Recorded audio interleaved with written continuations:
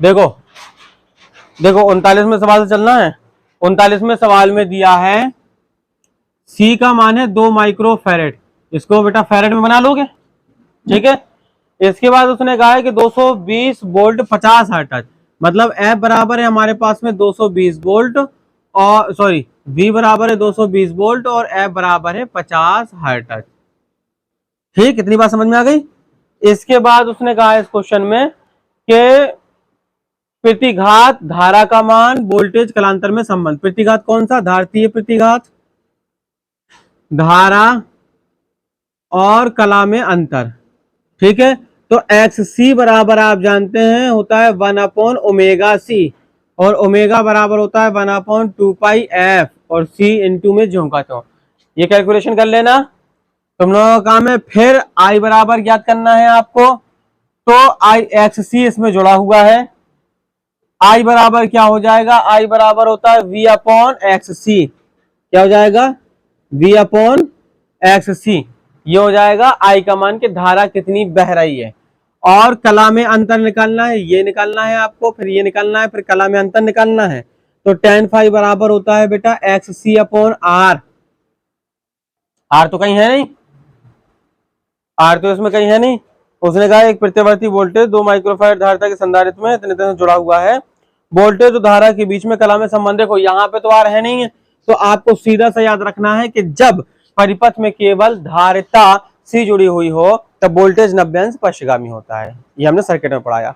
और जब केवल एल जुड़ा हो तो वोल्टेज 90 अंश अग्रगामी होता है, मतलब 90 अंश का कलांतर होता है। तो फाई का मान निकलेगा 90 अंश और यहां पर आप लिख सकते हैं वोल्टेज पश्चगामी होगा, ठीक है। 40वां सवाल देखें।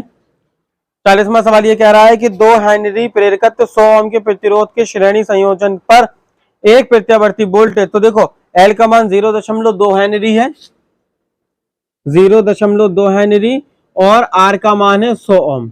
ये बात तो समझ में आ रही। इसके बाद उसने कहा है कि प्रत्यावर्ती वोल्टेज V बराबर 6 sin 500 t, V बराबर 6 sin 500 t, ये इतने वोल्ट वोल्टेज दिया गया है। तो एक बात बताओ, V0 यहां से कितना आएगा? 6 आएगा और ओमेगा कितना आएगा?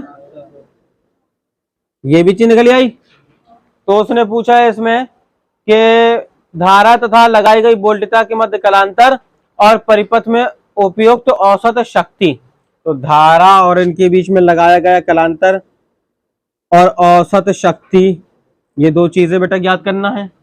तो इसका मतलब ये हुआ कि जब फाई आपको ज्ञात करना है तो आप लगाओगे tan फाई बराबर एक्सएल अपॉन आर। देखो एक्सएल बराबर ओमेगा एल हो जाएगा ना, अपॉन आर। तो ये निकाल लोगे, जब फाई का मान आ जाएगा तो औसत शक्ति क्षय होती है वी आर एम एस गुणा आई आर एम एस गुणा कॉस फाई।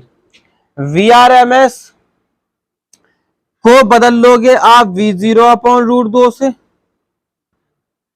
IRMS को बदल लोगे I0 अपॉन √2 से, क्योंकि जब आपके पास में फाई का मान आ जाएगा और वोल्टेज आपके पास में शिखर मान दिया है, धारा का शिखर मान पहले निकालोगे। देखो एक्सएल निकाल लोगे, आर निकाल लोगे तो जेड आ जाएगा।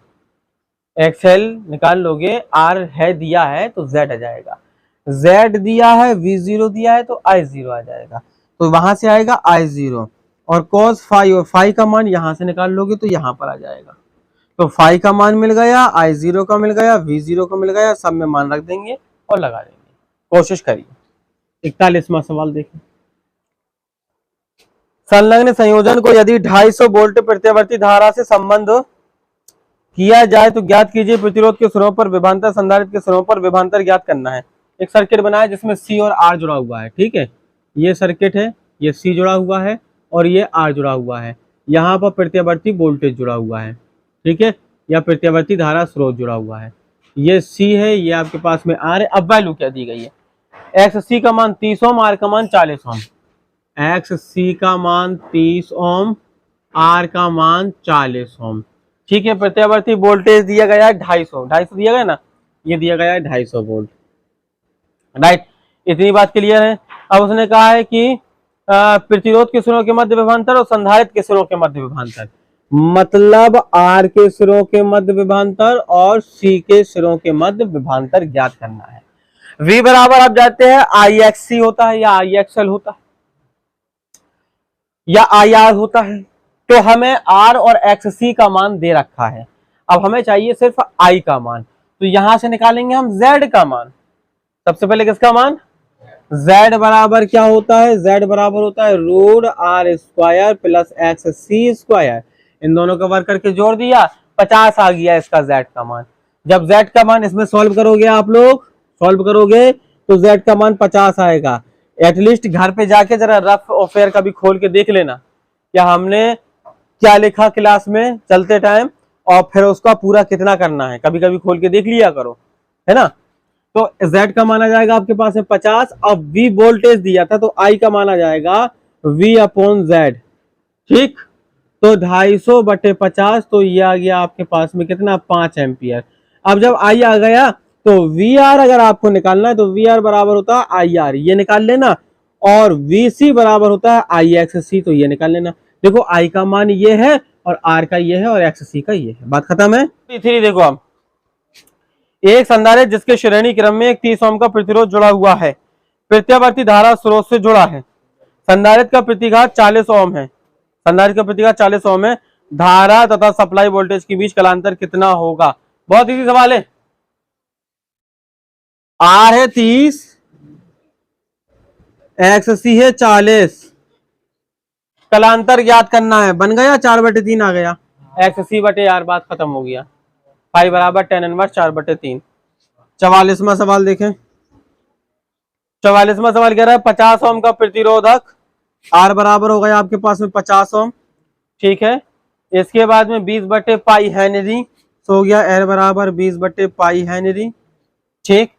इसके बाद इन्होंने कहा है तथा 5/पाई माइक्रोफैरेड का संधारित्र, तो सी बराबर 5/पाई माइक्रोफैरेड का संधारित्र, सी का मान हो गया 230 वोल्ट 50 हर्ट्ज, V बराबर 230 वोल्ट और F बराबर 50 हर्ट्ज, ठीक है। सप्लाई से श्रेणी क्रम में जोड़े गए हैं, परिपथ की प्रतिबाधा क्या होगी, छोटी सी चीज पूछ ली भाई, तीनों चीजें जुड़ी हुई हैं, R L C सब जुड़ा हुआ है। तो परिपथ की प्रतिबाधा Z बराबर हम जानते हैं R square plus XL minus XC का होल स्क्वायर होता है, और भाई XL बराबर होता है 2πfl, 2πfl 2πfl, और ओमेगा C बराबर होता है 1/2πfc, 1/2πfc, और R का मान आपके पास में दिया है तो Z का मान डायरेक्टली आपके पास में आ जाएगा, ठीक। 230 का कहीं यूज नहीं होगा फिलहाल। 45वां सवाल देखें। 45, एक एलसीआर परिपथ के सिरों के बीच 300 वोल्ट की सप्लाई का विभव लगाया गया, V बराबर 300 वोल्ट प्रत्यावर्ती स्रोत लगा दिया गया। लगाने के बाद में परिपथ में प्रेरण प्रतिघात 50 ओम, धारित्री प्रतिघात भी 50 ओम, यानी XL बराबर 50 ओम दिया है और XC बराबर भी 50 ओम दिया है, ठीक है। ओमी प्रतिरोध 10 ओम दिया है, तो परिपथ की प्रतिबाधा एलसीआर सर्किट के सिरों के बीच विभवांतर कितना होगा, प्रतिबाधा और विभवांतर ज्ञात करना है, जबकि R बराबर क्या दिया है 10 ओम। परिपथ की प्रतिबाधा, ठीक है, और उसने कहा है एलसीआर के सिरों के बीच विभवांतर VL VC VR। बेटा Z निकल आया, Z 10 आ गया, सही कह रहे हो। Z बराबर आएगा R square plus XL minus XC का होल स्क्वायर, XL 50 XC 50 ही हो गया 0, R का वर्ग 10 दाम 100 का वर्गमूल 10, 10 आ गई प्रतिबाधा। अब जब 10 प्रतिबाधा आ गई तो ये आया Z का मान, और ये दिया था परिपथ का वोल्टेज, I का मान निकाला तो 30 आ गया।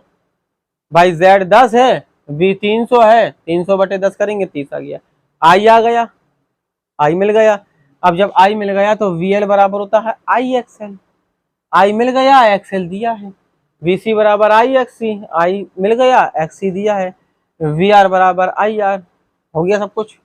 46 घर पे जाके फौरन लगाओगे, तो सब क्लियर हो जाएंगे। फिर ऐसे बुक फेंकी, ऐसे रजिस्टर फेंका, ऐसे सब फेंका, फिर उसके बाद में 2 दिन के बाद याद आया अरे हमें तो न्यूमेरिकल लगाना है, कुछ पल्ले नहीं पड़ने वाला। 46 एक एलसीआर श्रेणी परिपथ में जिसमें 200 ओम का प्रतिरोध को 200 वोल्ट तथा 50 रेडियन प्रति सेकंड आर बराबर 200 ओम, वोल्ट बराबर 200 वोल्ट के प्रत्यावर्ती स्रोत से 500 रेडियन प्रति सेकंड, 500 रेडियन प्रति सेकंड मतलब हर्ट्ज ही होता है, ये आवृत्ति दी गई है। एफ का मान कोणीय आवृत्ति वाले प्रत्यावर्ती वोल्टेज स्रोत से जोड़ा गया परिपथ में से केवल धारिता को निकालने पर धारा लगाए गए वोल्टेज से कला में 45 अंश पीछे रह जाती है। बात को समझो जरा, कहना वो ये चाहता है कि परिपथ में से केवल धारिता को निकालने पर, भाई एलसीआर सर्किट था, ये सर्किट कौन सा है, ये सर्किट है एलसीआर। अब यदि हम इससे सी निकाल लेते हैं, केवल निकालने पर धारा लगाए गए वोल्टेज से कला में 45 अंश पीछे रह जाती है, धारा 45 अंश पीछे रह जाती है। यदि हम केवल सी को निकाल लें तो धारा 45 अंश पीछे रह जाती है, मतलब पश्चिगामी हो जाती है। मतलब ये कि सर्किट में यदि सी ना हो तो कलांतर 45 अंश है और उसमें भी वोल्टेज 45 अंश अग्रगामी और धारा 45 अंश पश्चिगामी है। यदि परिपथ से केवल प्रेरकत्व निकाल दें तो धारा वोल्टेज से कला में 45 अंश आगे हो जाती है, कला में 45 अंश आगे हो जाती है। मतलब यदि केवल एल निकालें तो धारा 45 अंश अग्रगामी हो जाती है। 45 अंश क्या हो जाती है, यानी जब एल और आर जुड़ा है, एक बात सोचो जरा, ये धारा है मान लीजिए। अब भाई जब एल जुड़ा है तो वोल्टेज अग्रगामी है 45 अंश, वोल्टेज अग्रगामी है 45 अंश। और जब केवल सी जुड़ा है, यानी ये वीएल की स्थिति में, और जब केवल सी जुड़ा है तो 45 अंश पश्चिगामी है। दोनों का अंतर देखें हम तो क्या है, 90। ठीक, अब जरा समझो, तो इन्होंने क्या कहा है, एलसीआर परिपथ में बहने वाली धारा तथा शक्ति क्षय की गणना कीजिए। तो आई के मान की गणना कीजिए और पी बार की गणना कीजिए। ठीक है, अब जरा समझो बेटा, आर के आई कैसे निकालेंगे, आर कैसे निकालेंगे, देखो समझना बात को। एक्सएल और एक्ससी की वैल्यू बराबर हुई, कैसे बराबर हुई अभी बताया हमने आपको। ये आई है, ये वी है, परिणामी विभवांतर जब एल जुड़ा हो और जब सी जुड़ा हो तो ये 45 है, ये 45 है, दोनों के बीच कलांतर बराबर है, दोनों वैल्यूएं आपस में बराबर है। अब अगर दोनों वैल्यूएं आपस में बराबर है मतलब ये अनुनाद की स्थिति बन गई। अनुनाद की स्थिति बन गई तो अनुनाद की स्थिति में एक्सएल एक्ससी के क्या होता है, बराबर होता है। अब अगर एक्सएल एक्ससी के बराबर होता है तो सबसे पहले हम जेड निकाल लें। जेड बराबर होता है R square plus X L minus X C का होल स्क्वायर रूट के अंदर। लेकिन हमको पता है एक्सएल एक्ससी का मान बराबर है तो ये वैल्यू 0 हो जाएगी। जेड बराबर आर का वर्ग, आर का मान कितना दिया गया है, आर का 200 दिया गया है, तो 200 का वर्ग करेंगे तो बाहर आ जाएगा 200, मतलब जेड का मान 200 ओम आया। बात क्लियर है। अब जब जेड का मान 200 ओम आया तो बेटा धारा निकालना है, आई बराबर होता है वी अपॉन जेड। वोल्टेज आपके पास में कितना दिया है, वोल्टेज दे रखा है 200 वोल्ट, और Z का मान भी आया 200 वोल्ट, तो धारा बेटा अपनी कितनी आ गई, 1 एम्पियर। चेक कर लो जरा, धारा 1 एम्पियर आ गई। अब औसत शक्ति निकालना है। औसत शक्ति ये पूछा ना उसने, औसत बहने वाली धारा शक्ति क्षय की गणना कीजिए। भाई सीधी सी बात यह है, एक्सएल एक्ससी के बराबर है। औसत शक्ति क्षय कितनी होगी, परिपथ में धारा इतनी है, परिपथ का वोल्टेज इतना है, औसत शक्ति क्षय कितनी हो जाएगी, पी बार बराबर होता है V into I. P bar बराबर वी इंटू आई। तो V इंटू आई का मतलब V का मान कितना है आपके पास, 200। इसके बाद I का मान अपन ने निकाला 1 एम्पियर, 200 वाट शक्ति क्षय आ गई। 47 देखें, 47 में एक सर्किट बना हुआ है, ठीक है। पहले एक सर्किट बना लेते हैं, CLR जुड़ा हुआ है, यह है C, यह है L, यह है R, ठीक है। और एक और एम्पियर, एक अमीटर लगा हुआ है और एक वोल्टमीटर लगा हुआ है भाई, और प्रत्यावर्ती धारा स्रोत लगा हुआ है। यह है अमीटर, ठीक है, यह है वोल्टमीटर और यह है प्रत्यावर्ती धारा स्रोत। बात को समझना, यह दिया है 62.5, यह है 62.5 माइक्रोफैरेड। अरे दादा कंजेस्टेड हो गया क्या, ये 62.5 माइक्रोफैरेड, 0.120, यह है 0.1 हेनरी, यह है 20 ओम। इसके बाद में वोल्ट में, और यह है V बराबर, ये जो प्रत्यावर्ती वोल्टेज स्रोत है V बराबर वो है 200 रूट कितना है बेटा, 200 root 2 sign 400t, 200 root 2 sign 400t। अब क्वेश्चन क्या कह रहा है, क्वेश्चन कह रहा है अमीटर A का पाठ्यांक, वोल्टमीटर V का पाठ्यांक, शक्ति गुणांक, तीन चीजें ज्ञात करना है। अमीटर का पाठ्यांक, वोल्टमीटर का पाठ्यांक और शक्ति गुणांक, इतनी चीजें ज्ञात करना है, ठीक है। जरा समझो भाई, पहले पॉइंट नंबर 1 में क्या है, नंबर 1 है अमीटर का पाठ्यांक, ठीक, धारा कितनी प्रवाहित हो रही है।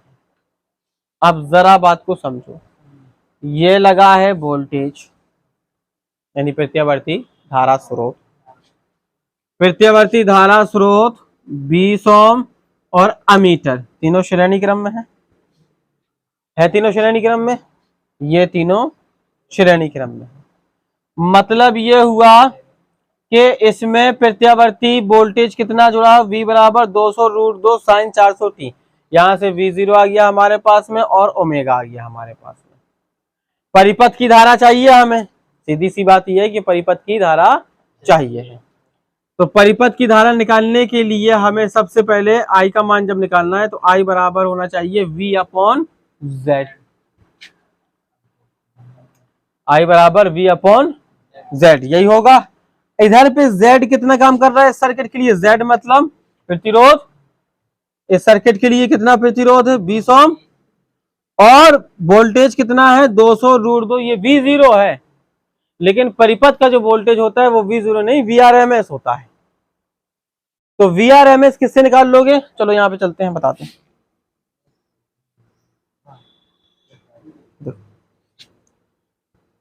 V0 बराबर है हमारे पास में 200 रूट 2, 200 रूट 2। तो VRMS कितना आ जाएगा, VRMS आ जाएगा 200 रूट 2 बटे रूट 2, भाई V0 अपॉन रूट 2 था तो 200 आ गया। अब निकाल लो आप I का मान, I मतलब IRMS, तो IRMS बराबर क्या आ जाएगा VRMS अपॉन Z, Z का मतलब क्या R। तो VRMS का मान आया आपके पास में 200 बटे R का मान कितना आया 20, तो ये कितना आ गया 10 है। ये तो आ गया आपका क्या, सबसे पहले जो उसने पूछा था कि अमीटर का पाठ्यांक, तो यहाँ पे लिख देंगे ये अमीटर का पाठ्यांक है, ठीक है, अमीटर का पाठ्यांक। अब दूसरे पॉइंट पे क्या कहा था, वोल्टमीटर का पाठ्यांक। किसका पाठ्यांक भाई, वोल्टमीटर किन के मध्य जुड़े हुए हैं, इन दोनों के सिरों के मध्य वोल्टमीटर सर्किट जुड़ा हुआ है। तो इसका मतलब ये V बराबर होता है IR। चलो I हमने निकाल लिया है। अब R कितना होगा, मतलब इन दोनों का रिजल्ट कितना होगा, XL का मान और XC का मान। चलिए देख लेते हैं जरा। तो सबसे पहले हम निकालेंगे XL का मान। चलो भाई, XL बराबर होता है ओमेगा L। ओमेगा है हमारे पास में 400 और L का मान बेटा हमारे पास में 0.1, तो ये आ गया 40 ओम। अब निकालना है हमको XC। XC बराबर होता है 1/ओमेगा C। ओमेगा बराबर दिया है 400, C बराबर दिया है 62.5 गुणा 10 की घात -6। अब सुनो, 10 की घात -6 ऊपर आए तो होगा प्लस के 6, 2 0, 4 पंचे 20 की 0, हासिल 2 4 दूनी 8 हो 2 10 की 0, हासिल 1 6 चौको 24 और 1 25, 2 अंक के बाद दशमलव। अब ऊपर क्या बचा, 1 2 3 4 5 6 बटे 2500, 2 0 से 2 0 कट गई, 25 चौको 400 आ गया है। गड़बड़ हो गया क्या, 2 0 5 चौको 20। अच्छा, 1 अंक के बाद दशमलव, अरे भाई 1 अंक के बाद दशमलव है ना, तो 1 अंक के बाद दशमलव है, तो ये आ गया 25,000, 3 0 कट गई तो 40 ओम आ गया। XL XC आपस में बराबर हैं और इनका रिजल्ट क्या होता है, Z बराबर होता है XL माइनस XC या Z 0। तो वोल्ट मीटर का पाठ्यांक, वोल्ट मीटर का पाठ्यांक V बराबर होना था XL minus XC into I बराबर क्या जाएगा 0। अब हमें क्या चाहिए, शक्ति गुणांक। शक्ति गुणांक आप जानते हैं कि cos फाई कहलाता है। शक्ति गुणांक cos फाई कहलाता है और cos फाई बराबर होता है R/Z। चेक कर लो ना, यही तो होता भाई। ये है Z, ये कहलाएगा आपके पास में R, तो cos थीटा बराबर आधार बटे कण, ठीक है, R बटे Z। अच्छा, R कितना है हमारे पास, R है हमारे पास में 20 और Z कितना निकला हमारे पास में, इतना ही तो निकलेगा। XL माइनस XC 0, R बराबर जितना भाई Z बराबर होता है रूट इतना, ये 0 हो गया तो R के मान के बराबर निकलेगा, तो R बटे R एक्चुअली में आ जाएगा। एक किसका मान होता है, cos 0 का, तो आंसर कितना आएगा